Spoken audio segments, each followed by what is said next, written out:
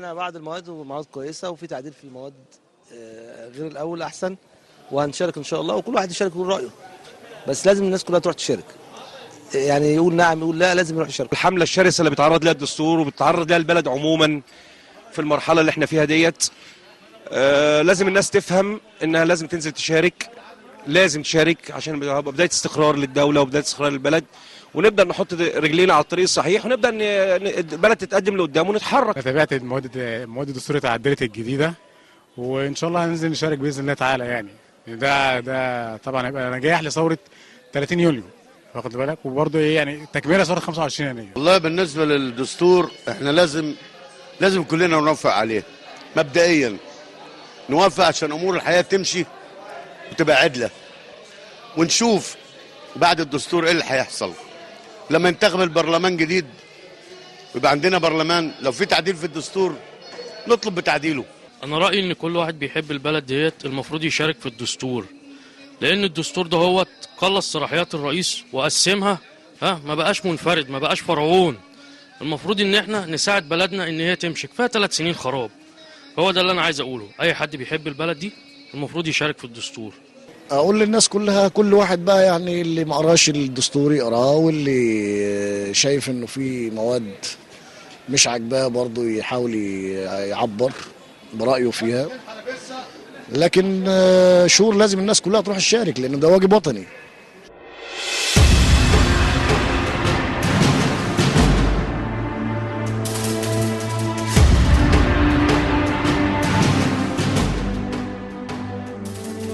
عودة مشاهدينا مرة تانية، وباب مقومات الاقتصادية في دستور 2013، باب يحتوي على 19 مادة. النهاردة هنتكلم عن هذه المواد، أبرز الإيجابيات الخاصة بهذه الجزئية تحديدا وهي الناحية الاقتصادية، وكيف يمكن معالجة السلبيات إن وجدت، وكيفية المعالجة. النهاردة معانا دكتور أحمد سيد النجار، رئيس الوحدة الاقتصادية بمركز الأهرام للدراسات الاستراتيجية والخبير الاقتصادي للحديث عن هذا الموضوع. دكتور أحمد، مساء الخير. مساء الخير من غير دكتور.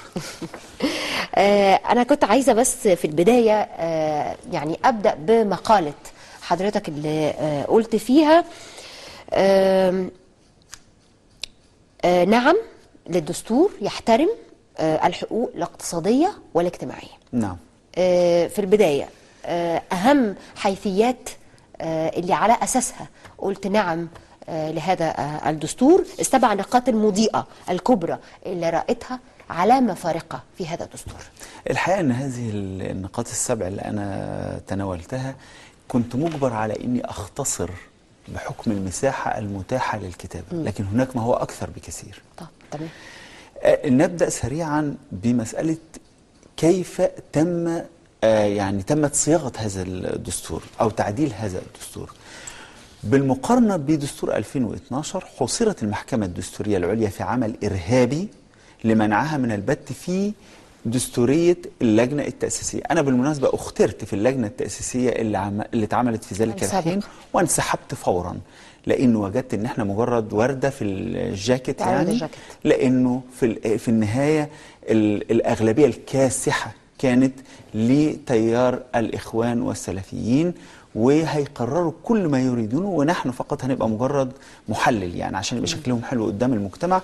ولقيت ان ده شيء في الحقيقه هيبقى خيانه لفكره اعداد دستور يمثل الامه، دستور عابر للاجيال. هذه المره ثوره هائله، يعني بتتكلم عن عشرات الملايين في الشارع، انتصر لها الجيش، وفي نفس الوقت تم اختيار اللجنة التأسيسية بالتوافق بين كل القوى السياسية، وربما غابت بعض القامات الدستورية، ربما غاب بعض الخبراء.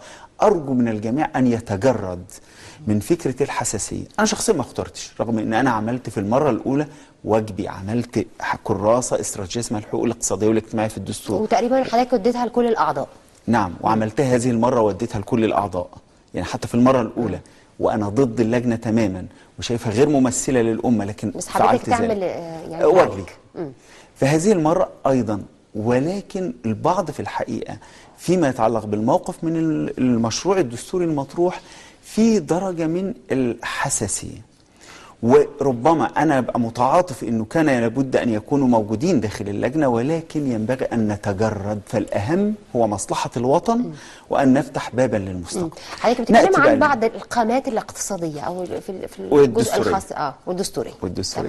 يعني بدون أسماء، بدون لكن في الحقيقة ذكر. أرجو من الجميع أنه يتجرد من فكرة الحساسية الشخصية، وأنه ينتصر لفكرة هل هذا المصلحة العامة. المشروع الدستوري بالضبط هل هذا المشروع الدستوري يفتح بوابات المستقبل لمصر ولا لا؟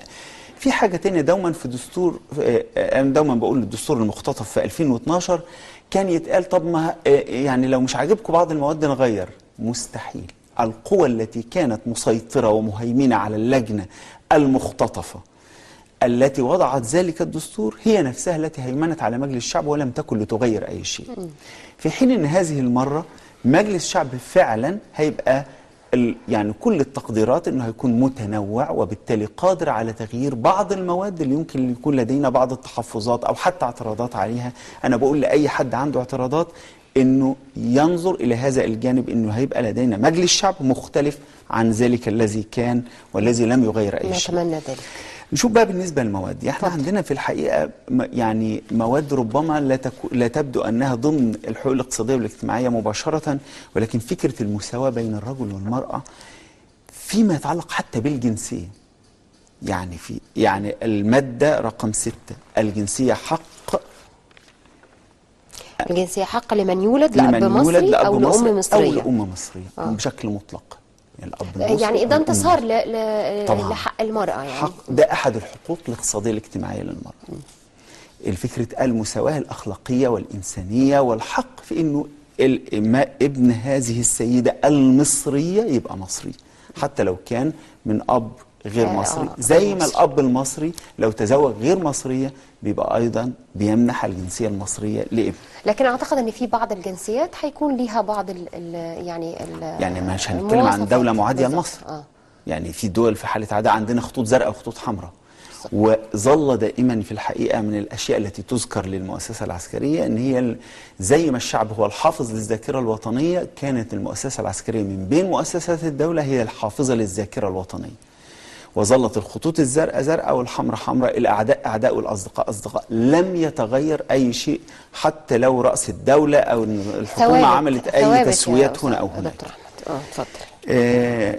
الحقيقة أنه أيضا في المادة 11 تكفل الدولة تحقيق المساواة بين المرأة والرجل في جميع الحقوق المدنية والسياسية والاقتصادية والاجتماعية والثقافية وفقا لأحكام الدستور. تمام. المادة 12 العمل حق وواجب وشرف تكفله الدولة. هنا تكفله الدولة دي نقطة مهمة جدا، يعني لأن ده بيرتب مسؤولية على الدولة في الفترة القادمة. هل تكفله الدولة هي مجرد نوع من الديباجة، ولا الدولة لابد أن تضمن الوظائف للمواطن، وإذا لم تضمن يبقى تعمل إعانات للعاطلين؟ هنا تكفله تعني بالنسبة لي تعني هذا المعنى. والدولة تكفل الوظائف ازاي؟ بانها تقود المجتمع في اكتتابات عامة لبناء مشروعات خاصة يملكها حملة الاسهم، وتشارك هي فيها بنسب صغيرة بحيث تشجعهم على انهم يبقوا مقدمين على المشاركة في هذه المشروعات. تعمل مشروعات مباشرة انتاجية. اوروبا من ثلاثينات القرن العشرين حتى نهاية السبعينات وحتى الولايات المتحدة الامريكية نفسها كانت الدولة بتقوم بمشروعات عملاقة سيطرت على أسواقها ومدت أذرعها للخارج. ما هو حلال عليهم ليس حراما علينا. بالزبط. وإحنا في وضع اللي كانوا موجودين فيه في الثلاثينات، أزمة كبرى ومستوى من التطور الاقتصادي. إحنا محتاجين بقى نعمل اللي عملوه، فالدولة تبقى موجودة والقطاع الخاص حر تماما في كل المجالات، والقطاع التعاوني لابد أن يعاد بعثه أو تقويته. القطاع الخاص حر تماما. دي الهوية الاقتصادية؟ نعم، الدولة تبقى موجودة، لكن أيضا دولة تقوم على ساقين، قطاع عام أو دولة وقطاع خاص كبير متوسط تعاوني صغير ومفتوح أمامه كل مجالات العمل في كل الاقتصاد، وفي درجة من الرعاية ليه. الرعاية ليه بالذات للتعاونيات، المشروعات التعاونية وللصغار وحتى للكبار من خلال السياسات المالية والسياسات النقدية. تمام. فيما يخص الصحة كمان في مادة 18 صح؟ لا، هو قبل الصحة في المادة 14 الوظائف العامة حق المواطنين على أساس الكفاءة ودون محاباة أو وساطة. أهمية هذه المادة أنه للحقيقة تعديلات لجنة العشر لجنة الخبراء اللي قدمت للجنة ال50 كان في هذه المادة كانت مادة أنا كان رأيي فيها وكتبت رأيي سيئة. إنما الصياغة اللي عملتها لجنة ال50 ممتازة. اختلفت؟ كانوا شايلين على أساس الكفاءة. تضمن للمواطنين، لكن أساس الكفاءة يمنع إيه؟ يمنع إنه تعيينات النيابة والقضاء وغيره مثلا، إنه لو في حد الأول ويبقى ابن مواطن عادي، ابن فلاح، ابن عامل، ابن بواب، ابن حقه يتعين. قبل كده كان بيبقى في أولوية لأبناء الجهاز القضائي عموما. طب أنا عايزة أسأل وأيضا في الجامعة كان للأسف كان هذا الأمر امتد، مش مقتصر على الجهاز القضائي عشان ما نظلموش يعني. الدكاترة طبعا. بس أنا يعني النقطة دي برضو في ناس اتكلمت عليها، هي فكرة إنه يكون ده كله يوضع حيز التنفيذ، ما يبقاش فقط يعني شعارات. دي حاجة جميلة جدا، ولكن أهم حاجة إنه بالفعل يطبق على أرض الواقع. هو أهمية هذا الدستور في الحقيقة في بعض المواد إنه مجبر للحكومة على التطبيق، وهننقل للمادة الخاصة يعني في المادة 17 تكفل الدولة توفير خدمات التأمين الاجتماعي ولكل، يعني دي مادة ممتازة للحقيقة فيما يتعلق يعني ب لكل مواطن لا يتمتع بنظام التأمين الاجتماعي الحق في الضمان الاجتماعي بما يضمن له حياة كريمة وإذا لم يكن قادرا على إعالة نفسه إلى آخر المادة. في الحقيقة المادة ممتازة. لكن في الجزء في نقطة كمان مهمة أنا كنت عايز أسأل حضرتك فيها. أموال التأمينات والمعاشات أموال خاصة تتمتع بجميع أوجه وأشكال الحماية المقررة للأموال العامة. هي وعوائدها حق للمستفيدين منها، وتستثمر استثمارا آمنا، وتديرها هيئة مستقلة وفقا للقانون. أعتقد أن دي كانت برضو مشكلة أصحاب المعاشات كانوا بيعانوا منها في الفترة السابقة. في الحقيقة أن هذا الجزء من المادة يعني هو اللي خلاني أقول أن هذه المادة ممتازة، مش مجرد الجزء الأولاني، هذا الجزء بالتحديد، لأنه الدولة تعاملت طول الوقت مع أموال التأمينات على أنها بتاعتها، فعبثت فيها لوقت طويل لسنوات طويلة ولم تعطي أصحاب المعاشات أو وهم اللي بيتأثروا دلوقتي حقوقهم، فأصبحت المعاشات متدنية جدا، والدولة تقول طب وأنا هعمل لهم إيه؟ تعمل لهم إيه؟ فروق أسعار الفائدة على أموال التأمينات الدولة كانت بتاخدها بفايدة متدنية، والفايدة في السوق كانت أعلى كثيرا. الفروق بس لا تقل عن 160 مليار جنيه فوق 485 مليار جنيه اللي هي حقوقهم الموجودة عفوا في التعبير العام يعني في عبء الدولة يعني حتى الآن، وبالتالي لابد من فصلها تماما، والهيئة اللي قالوا الهيئة المستقلة اللي تديرها ده حلو، ده انتصار لأصحاب المعاشات يعني. وهيذكرني ده في الحقيقة بواقعة كانت بطلتها دكتورة ميرفت التلاوي، وكانت وزيرة وقتها، كانت وزيرة الشؤون الاجتماعية قبل ما يتفصل الضمان الاجتماعي والجزء الخاص بالتموين. فهذه الدكتورة ميرفت التلاوي الوزيرة في ذلك الحين كان في بيع الشركة المصرية لخدمات التليفون المحمول، والدولة كانت هتبيعها اللي هي بقت بعد كده ب1.7 مليار جنيه. هي قالت ان الشركة تساوي اضعاف هذا الرقم، فأنا مستعدة إن احنا نشتريها ب2 مليار، يعني فارق 300 مليون من أموال التأمينات لصالح أرباب المعاشات. رفض طلبها. هذه قضية فساد، يعني دي أي حد يقدر يتقدم بيها قضية إهدار مال عام، لأن في 300 مليون فرق تم إضاعتها. القيمة الحقيقية للشركة كانت لا تقل عن 10 أمثال السعر اللي اتباعت بيه، هي اتباعت ب1.7 مليار جنيه. القيمة الحقيقية لا تقل عن 10 أمثال هذا الرقم. يعني بعدها بحوالي 5 أو 6 سنين باعوا مجرد فقط رخصة التليفون المحمول لشركة من الشركات ب16 مليار جنيه. على أي الأحوال المادة 18 دي المادة الخاصة بالصحة. المادة الخاصة بالصحة هذه مادة فارقة في تاريخ الدساتير في مصر. لماذا فارقة في تاريخ الدساتير في مصر؟ حتى بما فيه أفضل دستور أعد اللي هو دستور 1954 في الحقوق الاقتصادية والاجتماعية، لم ينص على نسبة محددة من الناتج القومي الإجمالي للإنفاق على الصحة. في هذه المادة هنا تم تحديده على تخصيص 3% على الأقل. بتتصاعد تدريجيا. تتصاعد تدريجيا 3% على الأقل. ليه 3%؟ 3% لأن المتوسط إنفاق الدول الفقيرة والمتوسطة الدخل 3%، أما المتوسط العالمي 6.6. الإنفاق لمدة 35 سنة من أواخر السبعينات وعهد مبارك كله وفترة حكومتين المجلس العسكري وفترة حكومة الدكتور مرسي 1.6 من الناتج القومي الإجمالي. كنا بين الأدنى من أدنى الدول الفقيرة في العالم. في إهانة كانت لحقوق الفقراء في أن يبقى في رعاية صحية حقيقية لهم. هذه المادة تنهي هذه الإهانة.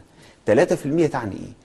إن الإنفاق العام على الصحة اللي كان 32.7 مليار جنيه في الموازنة الحالية 2013-2014 لو طبقت هذه المادة عليه كان يبقى 61.5 مليار جنيه. يا فرق كبير طبعا. فرق هائل. يعني إيه؟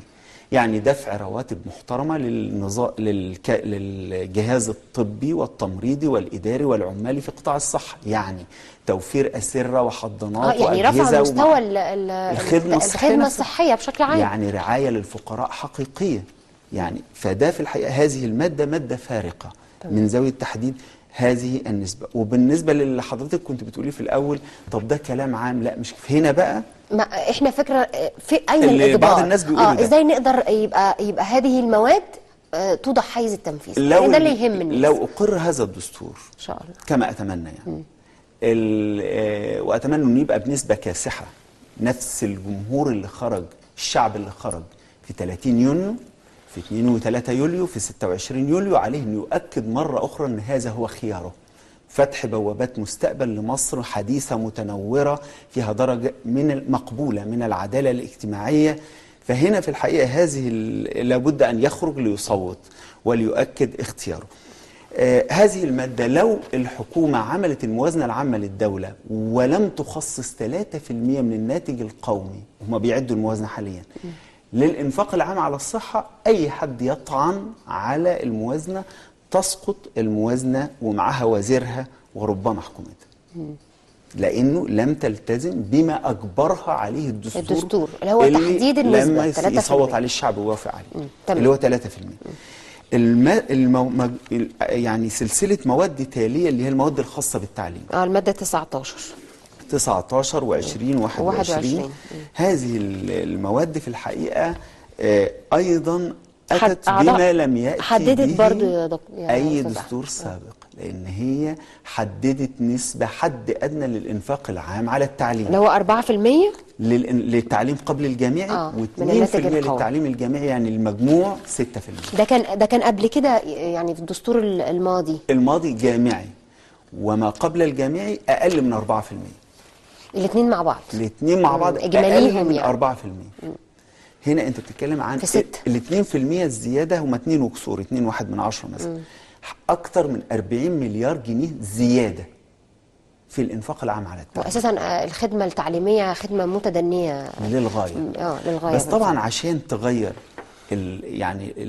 ده هيساعد على ايه؟ على زياده اجور الجهاز التعليمي والاداري والعمالي في قطاع التعليم، إمكانية زيادة تطوير المعامل والأجهزة وغيره اللي الطلبة بيتعاملوا معاها، وزيادة أيضا المباني اللي بتستوعبهم بحيث يبقى الكثافة في الفصول، الكثافة في المدرجات أقل كثيرا، وتسمح بأنه الأستاذ يقوم بدوره. يعني فصول آدمية. نعم. لكن إلى جانب هذا، زي ما هذه المادة بتعطي للمعلمين حقوقهم والإداريين وغيره، وزي ما المادة الخاصة بالصحة بتعطي للأطباء والجهاز التمريضي وغيره هتعطيهم حقوقهم، ينبغي أن يعطوا للمرضى حقوقهم في قطاع الصحة، وأيضا للطلاب حقوقهم في قطاع التعليم، لأنه مستوى بائس في الحقيقة من التعليم، مستوى بائس أيضا في عدد لا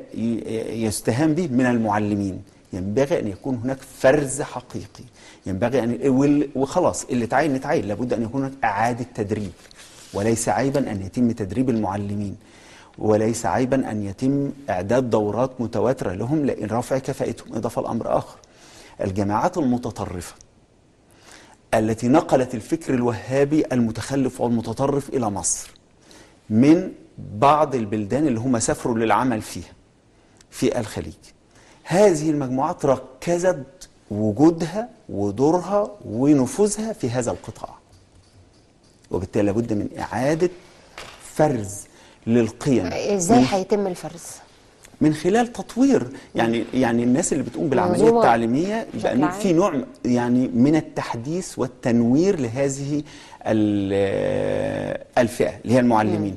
والحقيقه كان في فكره مطروحه طرحها احد القيادات في وزاره الثقافه دكتور طارق النعمان، فكره اللي يبقى في حاجه اسمها، كانت موجوده في وقت من الاوقات، محرك ثقافي بيقوم بتشرف عليه وزاره الثقافه، بيتفاعل مع مراكز الشباب، مع الجامعات، مع المدارس، سواء كان مع الطلاب او مع الجهاز التعليمي نفسه، حتى تكون هناك منظومه قيم ثقافيه متنوره وحديثه بيتم بثها من خلاله. تمام. في البحث العلمي كمان يا البحث أستاذ أحمد؟ العلمي في الحقيقه دي ايضا ماده فارقه. طب لان اساسا الإنفاق كانت العام على الانفاق على البحث العلمي كان يعني 1 من نسبه 10% ضئيله جدا. من الناتج القومي الإجمالي، يعني لا شيء تقريبا.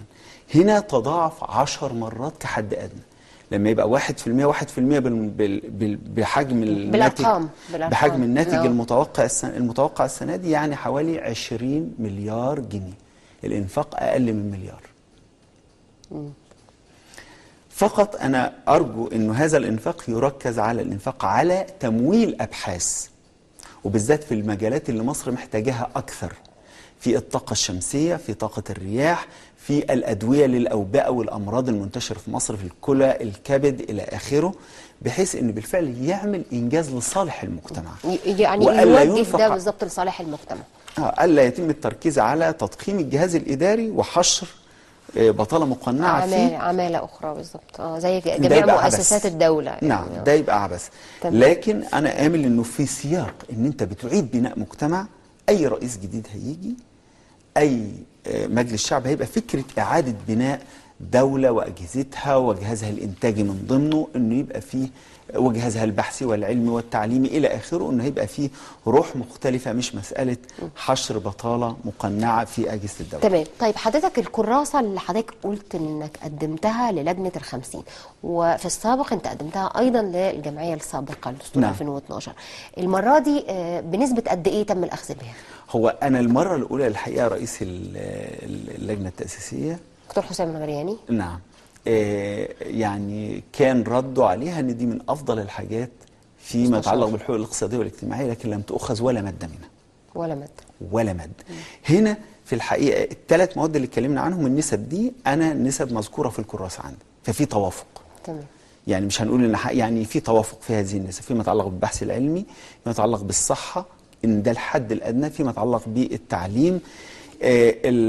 والحقيقه انا يعني احب ان اذكر يعني دكتور محمد غنيم، هذا الرجل العظيم، رائد يعني عضو من اعضاء رعايه المرضى الكلى في مصر وغسيل الكلى في مصر، وكان عضو من اعضاء لجنه ال50، كان مقاتل عظيم من اجل الحقوق الاقتصاديه والاجتماعيه لهذا الشعب، قام بدور هائل في الحقيقه.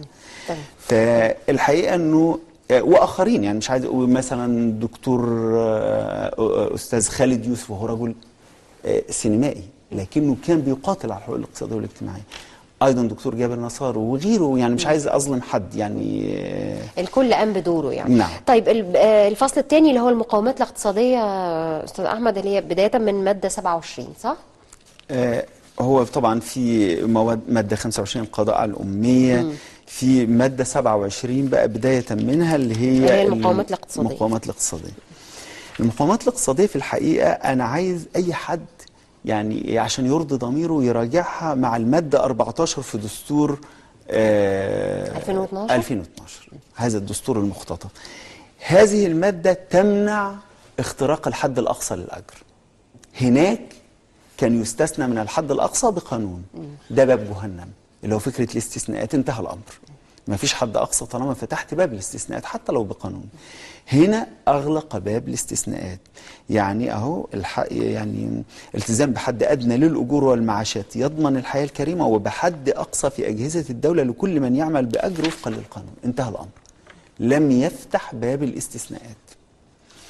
تمام. دي برضو انتصار للعداله الاجتماعيه. طبعا، لانه كان مطلب اساسي كلنا، حتى كان احد انتقاداتنا انه فين الحد الادنى وفين الحد الاقصى؟ دي وإنه كانت لا ينبغي يعني أن تكون هناك مطلب استثناءات. وما كانش حتى يمكن وقت قريب كان برضو كانت في لا، ما زال موجود حتى الآن.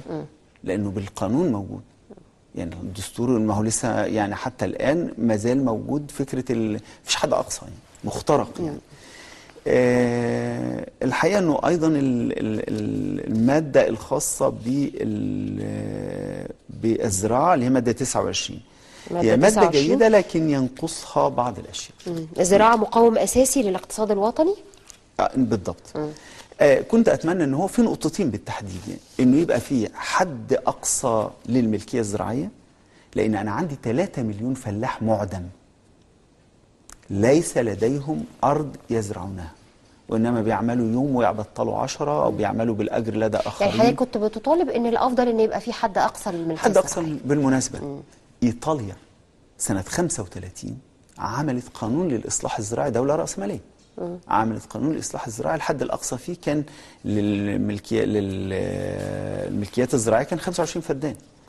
اليابان لأن الأراضي الزراعية فيها محدودة، أنا ما بطالبش بده، احنا المساحة الزراعية عندنا أكبر بكتير من إيطاليا.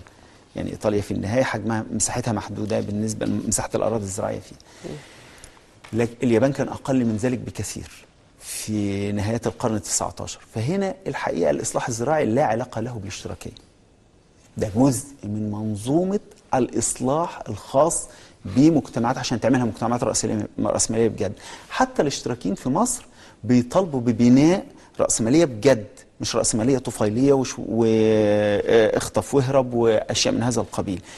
ففي القطاع الزراعي الحد الأقصى يحقق درجة من العدالة الاجتماعية في أنك تعطي للفقراء والفقراء الفلاحين والمعدمين الذين ليس لديهم أي ملكيات إمكانية أو فرصة لأنهم يمتلكوا أراضي، بأنه في حد أقصى. إنما يبقى في حد عنده 100,000 فدان، ده مش أخلاقي ولا منطقي. وفي 3 مليون ده ما عندهمش بيتعارض ولا برضه فدان. مع العدالة، يعني العدالة الاجتماعية. بالضبط. ده يتعارض مع العدالة. طب فكنت ده ممكن يعني ممكن يتم تغييره في بالضبط. عن يضاف. طريق يعني أنا مجلس واثق الشعب. إنه هيضاف. يعني واثق إن مجلس الشعب القادم هيضيف هذا الأمر، وأيضا هيبقى فيها مراعاة للوضع الاجتماعي القائم. يعني مش هتعمل الحد الأقصى مثلا في الأراضي الجديدة، هتبقى مفتوح نسبيا. لكن النقطة الثانية اللي كنت أحب أنها تضاف فيها اللي هي منع ملكية الأراضي الزراعية وغير الزراعية لغير المصريين إطلاقا. في العهد الملكي سنة 51 كان في قانون يمنع غير المصريين من ملكية الأراضي الزراعية في مصر إطلاقا.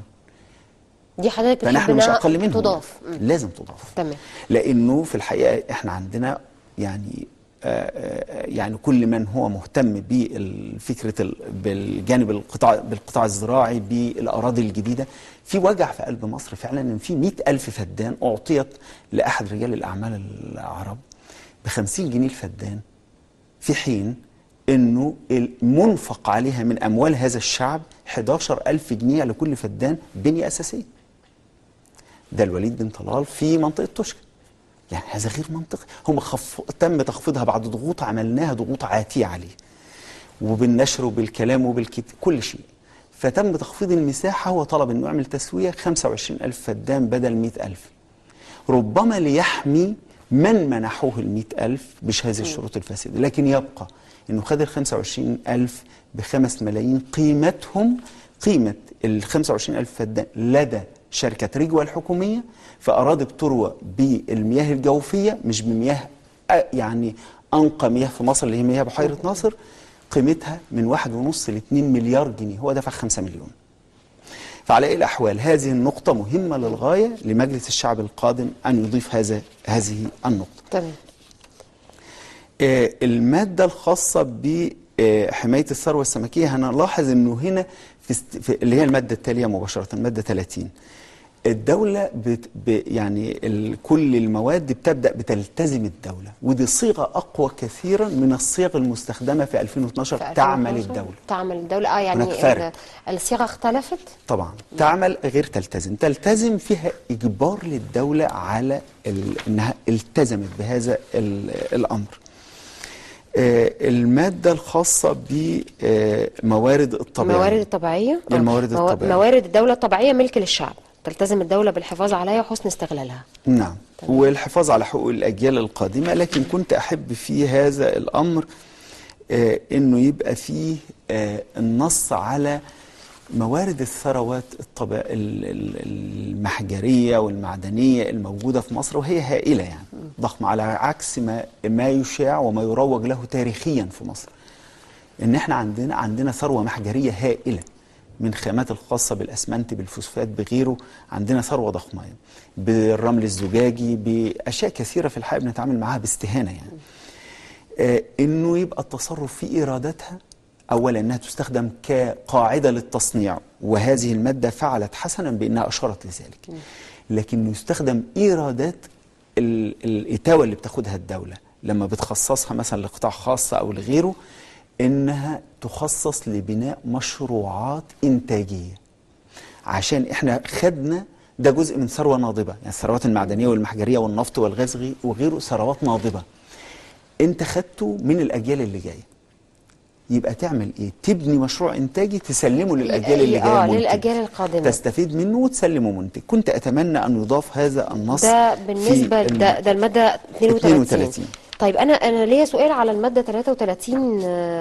انواع الملكيه الثلاثه نعم. اللي تم ذكرها، الملكيه العامه والملكيه الخاصه والملكيه التعاونيه. في سؤال عن ملكيه الوقف الخيري، لماذا حذفت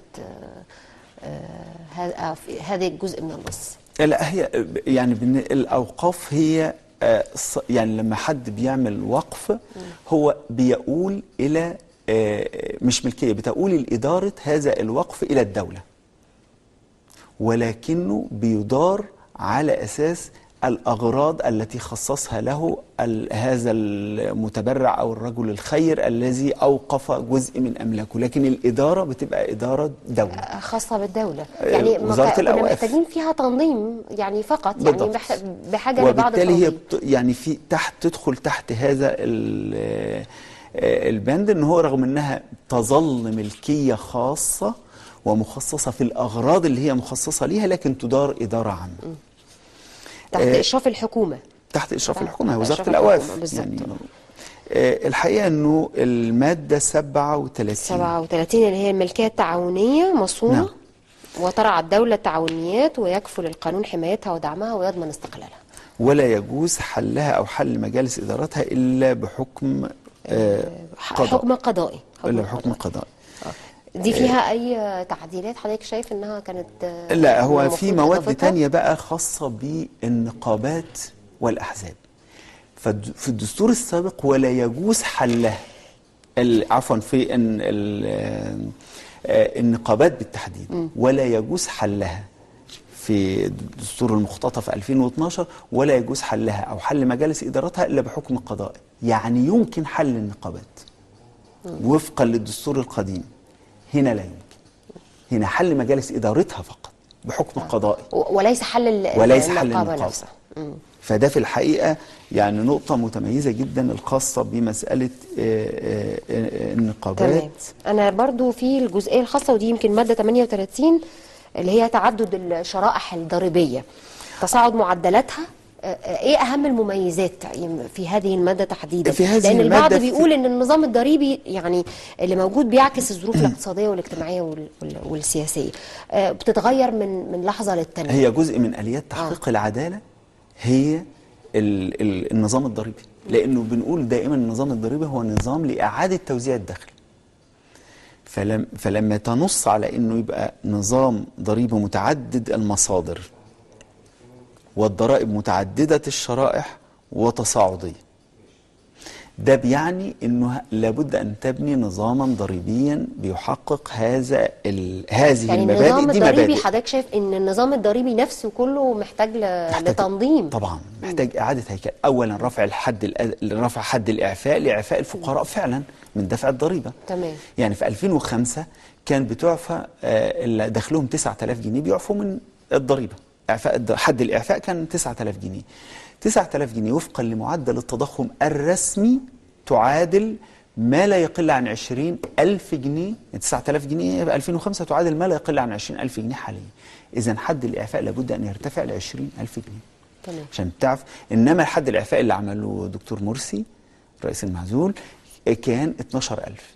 يعني اللي هيقبض 1000 جنيه في الشهر يدفع ضريبه. ده مش منطقي. ده عند الحد الادنى وعند مستوى في الحياه، ندرك جميعا انه وفقا للاسعار في مصر ان ده فقير. بالظبط. فهنا يعني كان ممكن ان احنا يعني يبقى ترجمته تعديل قانوني اكتر منه نص دستوري فهيقيد المشرع. لا، هو فكره النص على تعدد الشرائح والتصاعد بيعطي فرصه للامر الاخر بقى، ان التصاعد احنا عندنا الحد الاقصى للضريبه كام؟ 25% على اللي داخله 250,000 جنيه الى ما شاء الله مليون، 10 مليون، مليار، 10 هي مليار. ثابته ال 25%. في حين انه انا في هذه الماده بقى انا كنت يعني بالنسبه للكراسه انا كنت طالب النص على المتوسط العالمي للحد الاقصى للضريبه على الدخل 35%. امريكا 43%. 35 على الحكومه الاتحاديه و8% لحكومه الولايه، والحكومه الاتحاديه اللي بتحصل وتدي لحكومه الولايه بعد كده ال8 بتوعها. بريطانيا وفرنسا وايطاليا 40%. فرنسا حاليا بتحاول ترفع الضريبه على الاكثر من مليون يورو الى 75%. رقم استثنائي، لان اعلى مستوى للضريبه هو موجود في الدنمارك 62% على اللي دخله اكثر من 62,000 دولار. يعني شايفين 62,000 كافي جدا انه يبقى عايش مستوى مرفه، فاكثر منها يدفع للدوله 62%. السويد 57%. هنا 25% حضرتك بتطالب انه يوصل ل 35 على الدخل. والضريبه على الشركات انها تبقى متعدده الشرائح وتصاعديه، مش ضريبه واحده ثابته. لان ما ينفعش ان في حد بيبدا وعامل مشروع وارباحه في السنه 10,000 جنيه، 20,000 جنيه، 25 30,000 ودفعه 25% زي اللي بيربح مليون او مليار او بالملايين. فهذه الامور اعتقد انه سواء في القوانين او في التعديل الدستوري يمكن بالفعل السؤال هنا برضو يعني برضو فيما يخص الضريبه التصاعديه. البعض بيقول ان ده بيقر بالفعل واقع، وانه عفوا بيقر واقع. ان كل ده موجود بالفعل، يعني من تقريبا سنه 78 وحتى الان ان في تعدد للشرائح بالظبط، وفي تصاعد، ولكن ما بيتمش التنفيذ او ما بيتمش التطبيق. لا، هو مش بس كده، يعني هو في الحقيقه حتى التصاعد الموجود تصاعد في الحقيقه في درجه من التشوه، وبالتالي المشرع عشان كده مهم جدا ان الشعب ينتخب ناس تنتمي للعداله، لفكر العداله الاجتماعيه. وفي اصل وفي تايواني في ده.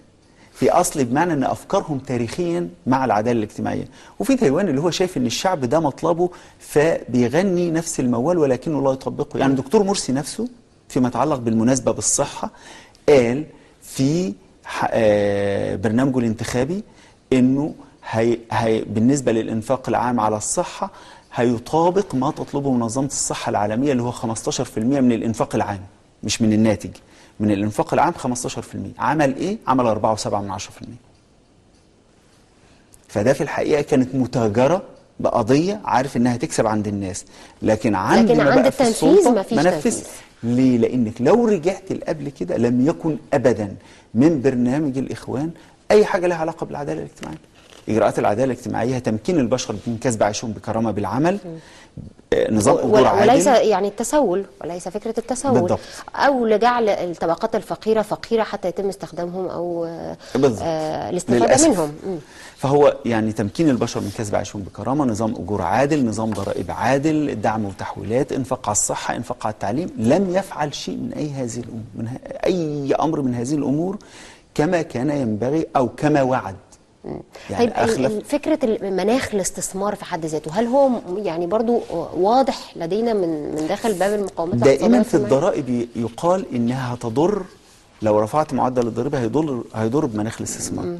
طيب الصين اكبر جاذب للاستثمارات في العالم، الضرائب عندها كام؟ 45% على اللي دخلوا اكثر من 172,000 دولار. اذا ملوش علاقه. تركيا 35%، تايلاند 37%، جنوب افريقيا 40%، كوريا الجنوبيه 40%. اذا الموضوع غير اوروبا كلها اعلى. انا بتكلم حتى عن دول ناهضه يعني او ناميه زينا زيهم. في بعض الاصوات بتكون معارضه لفكره اساسا هذه الضريبه احيانا بقول للمصالح الشخصيه، ولكنه ملوش علاقه بمناخ الاستثمار اطلاقا. في ناس ملكيين اكتر من الملك. بمعنى انهم عايزين يخدموا الرأسمالية العالمية او الرأسمالية الكبيرة اكثر من ما يطبق في بلدان الرأسمالية العالمية نفسها. يعني علينا الا نكون ملكيين اكثر من الملك يعني.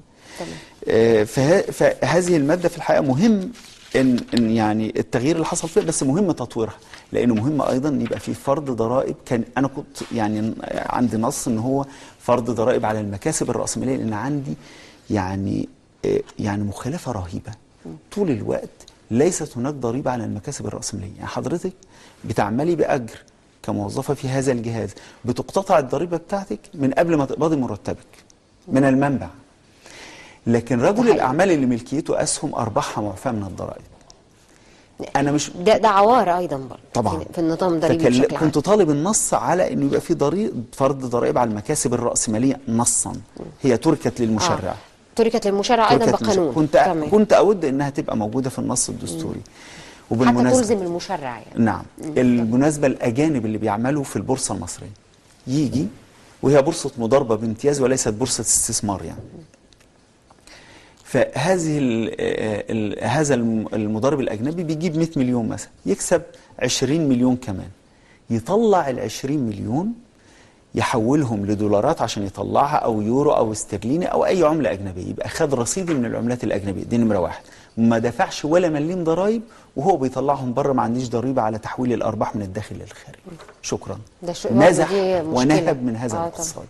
فهنا كنت يعني أود يعني كنت أرغب في إنه أو أحب إنه هو يضاف عليه حتى يكون يعني ملزم للمشرع بشكل أكبر.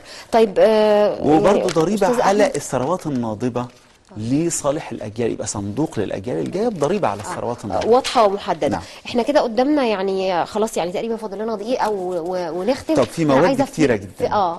يعني مثلا ممكن يبقى قدامنا حلقات اشارات سريعه بس عشان احنا قدامنا اكتر يعني اقل في من الماده دقيقة. الخاصه بالنيل اللي هي الماده 44 كنت احب ان هو ينص على تجريم تلويث النيل، لانه لم ينص على التجريم. هي الماده ممتازه الا هذه النقطه، لو تم النص على تجريم تلويث النيل، لان ده بيدمر مصالح وحياه الصيادين، وأيضا الزراعة تبقى ملوثة بسبب الصرف الصحي والزراعي والصناعي. طيب أيضا أنا بس كنت عايزة يعني أنا شايفة أن الكلام يعني في غاية الأهمية. هل حضرتك تحب تبقى معانا؟ يا ريت تكون معانا الأسبوع المقبل ونفتح الموضوع بشكل أكبر استفاضة في الجزئية اللي فاضل يعني المتبقية. أنا تحت أمر حضرتك والسادة المشاهدين. هو بس عايز أقول أخيرا قبل ما في الجزء ده اللي هو المادة 49 إن الدولة لأول مرة خلافا للدستور السابق بتنص على تجريم الإتجار في الآثار والاعتداء عليها، وإنها جريمة لا تسقط بالتقادم. لأول مرة يبقى في حماية حقيقية للآثار، لأن مصر اللي عندها يعني في الأقصر وحدها تلت آثار العالم لم تكن تجرم تجارة الآثار، وإنما تمنع الاعتداء، هتعمل على الاسترداد، لكن ما فيهاش تجريم. هنا في تجريم، وفكرة إنها لا تسقط بالتقادم دي نعم. فإجمالا في هذه المواد اللي تحدثنا عنها أعتقد أنه هو دستور رغم تحفظاتي على بعض الأشياء ورغبتي في تطوير بعض المواد، ولكنه دستور في مواد رائعة استثنائية لم تكن موجودة في أي فارقة في أي دستور من الدساتير الموجودة، بما فيه دستور 54 اللي أنا كنت شايفه هو الأفضل. أعتقد أنه يرتقي لقيمة وقامة هذه الأمة، وقيمتها الحضارية تفوق كل ما عداها في الحقيقة.